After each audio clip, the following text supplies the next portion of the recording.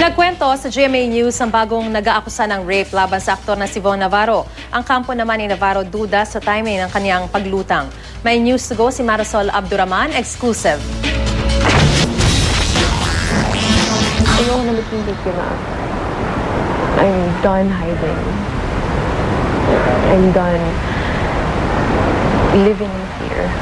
Iba yung laman mo na binababoy.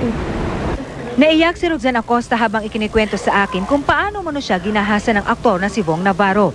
Nagsimula raw ito sa mga tawag text ng aktor matapos nilang magkakilala noong 2010 sa noontime show na kinabibilangan ni Navarro.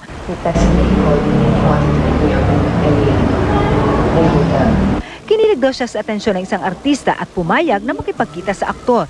At nung araw din na yun, sinundo raw siya ni Navarro sa hotel kung saan tumutuloy ang mga kandidata na sinalihan niya ang beauty pageant. Takot kasi ako eh.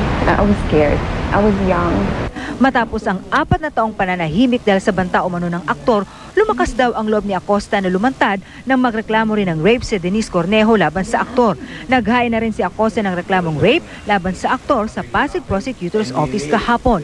Di man na sorpresa, duda raw ang kampo ni Navarro sa timing ng reklamo. The timing is very suspicious. 20 years ang prescription yan.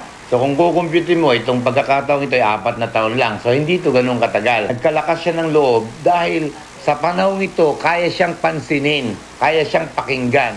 Handa naman daw ang kampo ni Navarro na sagutin ang akusasyon ni Acosta. Pag dumating, haharapin natin, we will follow the process, harapin nila yung kaso. Ngayon, wag tayong magpapadivert. Marisol Abduraman, GMA News.